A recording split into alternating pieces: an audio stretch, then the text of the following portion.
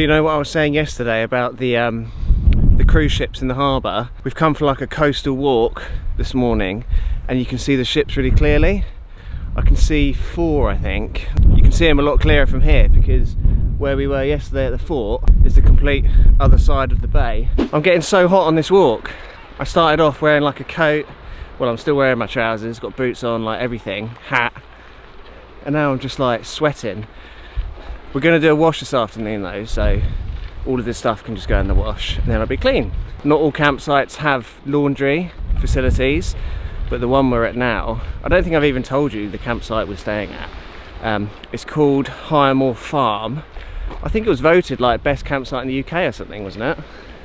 Yeah, like it's quite a good campsite. It's on a bit of a hill though, so if you're coming in a van or a motorhome or something, make sure you bring some like chocks or something. Ramps, chocks, whatever you want to call them.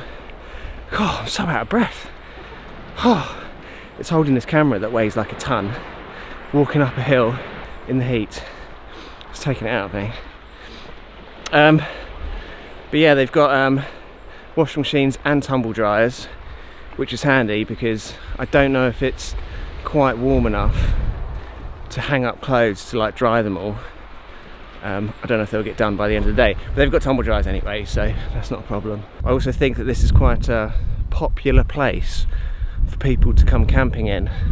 I'm not really sure what gives me that idea, but I've just got a feeling that this is quite a hot spot for campers.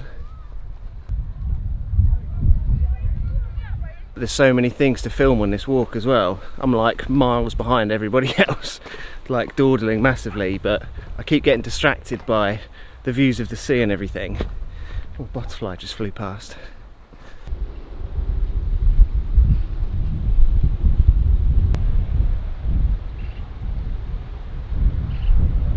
And this, ladies and gentlemen, is why we like to do things in the mornings. There's like nobody here at all. All of the kids are out doing activities and we've got pretty much the whole campsite to ourselves. We're exactly halfway through our holiday and I ran out of underwear and t-shirts. So we've had to put a wash on and then hopefully that should last us until we get back home again, which is in 6 days, I think. It's also really windy at the moment. I think until about 5 o'clock this afternoon, which is about 3 hours, it's going to be like 45-mile-an-hour winds. And there's quite a few tents here that have kind of collapsed and like almost blown over in the wind. There's one over here that's like looks completely flat, and this one looks like it's about to blow away. There's one over near us which is like completely flat as well. There's just like complete carnage on the campsite. We are quite exposed here with the wind because there's like hills either side. So when it does pick up, it does really sort of come over. We had to take the awning off of our van because it was starting to like pull out of the rail and it was like smacking against the window. So we had to take that down temporarily, but we'll put it back up again once it calms down a bit. Which side shall I go? Let's go on this side. To everybody who didn't know, this is my sister, Rachel. Hi. We're on our way to go and get some milkshakes from the Milkshake Vending machine. I'm surprised none of the kids wanted to come. I thought this was going to be like the highlight of the day, getting the milkshakes, but clearly not. Clearly it's just the adults going to get milkshakes. I've been given the order. So this is it, the milk dispenser vending machine. That's hilarious. Which one? Chocolate? Chocolate babies. Oh yeah. Ben, press it. Oh, that's amazing. Oh, so that's like the cordial of syrup and then the milk. Yeah. This is like the best thing I've ever seen in my life. If anyone likes milkshake, Milkshake Vending machine, open 24/7. Best thing ever. Alright, we're going to get another bottle because we've got chocolate, strawberry, banana, then I'll get another bottle and another chocolate. I'm going to get chocolate. That's okay. This is a bit usually my life, it goes crunched up. They've changed the lids. Okay. And in like thingy of the new coat ring. Yeah, actually put that up again.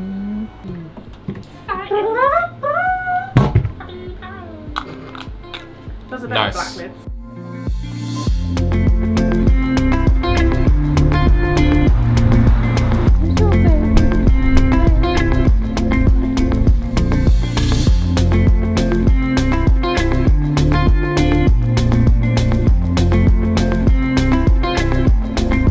Jack was just saying that he's never been pick your own strawberry picking before.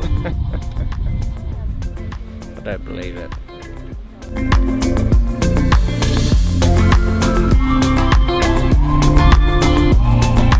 This would be quite a good place to pitch up the tiny house. Pick your own farm, a couple of animals. There's a little hut thing here though, which looks quite cool. I think the tiny house would fit in here quite nicely. They had a sink around the side of the shop, so we gave the strawberries a rinse. Oh my god, that was so good. That was such a juicy one. I think that's the juiciest one I had. Oh my god, these are amazing. We need to eat them now, because if we take them back to the camp, they're going to be gone in like 2 minutes, so we'll enjoy a couple of strawberries before we go back. Oh my god, these are incredible. They weren't too expensive, Carl. No, I think it was £6.25 a kilo, Yeah, it's not too bad. so it's not bad. I think this is definitely better than supermarket ones. Oh, for sure. Yeah, no comparison. Oh. Too good.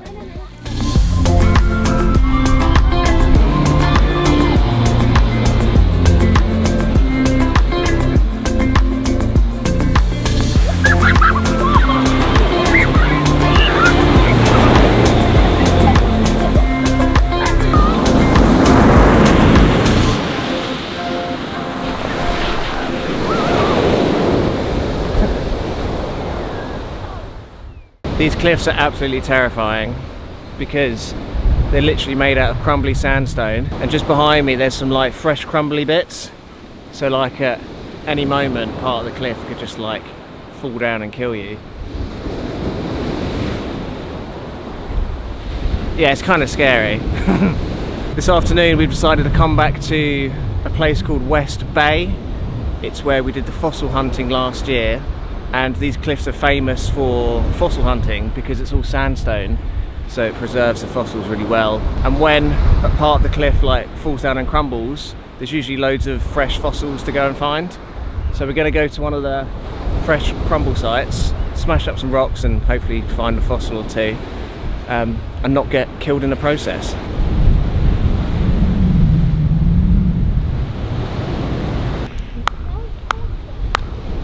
Is that nothing? No. Oh. I will find a fossil.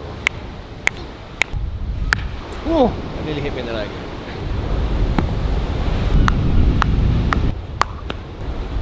So after about 45 minutes of smashing rocks, I found something. I don't know what it's called. It's like one of those swirly things. Kind of got it in 3 different pieces, but it's all like the same one. But there's like a little swirly thing at the top there. I think it's quite well preserved, to be honest. And then this is the other half. And that bit there on the edge was just a bit that chipped off.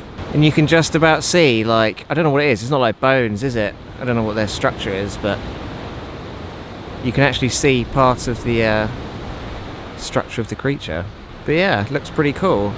Quite a well preserved one, I think.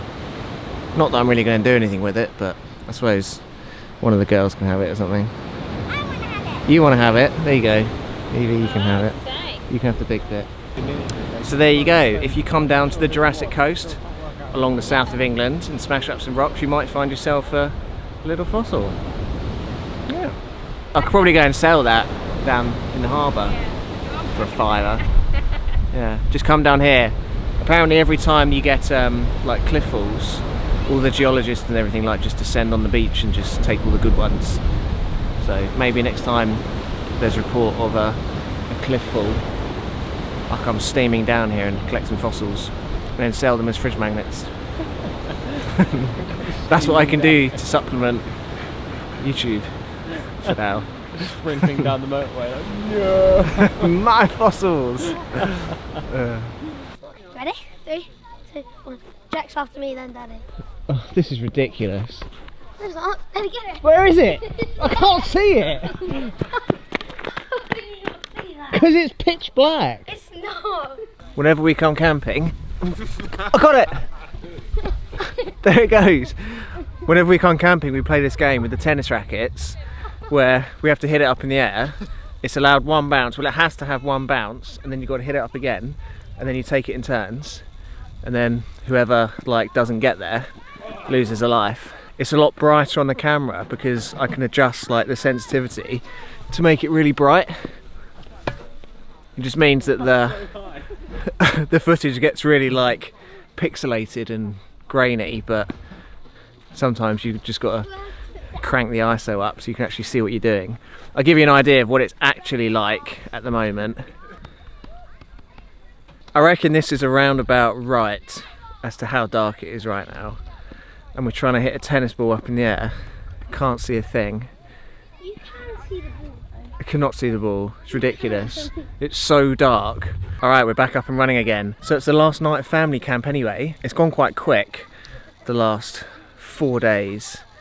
Always seems to go quick when you're on holiday. I guess when you're like having fun, time tends to go quite quick, doesn't it? But everybody's going home tomorrow, but we're not. We're going on to another campsite. We're going to a place called Winchester. I think I've been there before, but not since I was a kid, so I've got no idea what there is to do there, but it's situated quite well for us to get home. It's kind of like halfway. I'm not sure whether or not I'm going to film anything tomorrow. I've got quite a bit of editing to catch up on, and it's just going to be kind of like a transition day, sort of packing up here and then going to the new campsite. I might make a video tomorrow, but it's unlikely that I will because I've just got a few things to get on with. But I'm going to wrap it up for this video anyway. I really hope you enjoyed our trip down to family camp this year, down in Weymouth. If you did enjoy this video, give it a big thumbs up, and we'll catch you guys in the next one, maybe tomorrow, maybe the day after, I'm not really too sure. But until then, safe drive, stay alive, have a lovely day, and we'll see you guys next time. Alright, goodbye.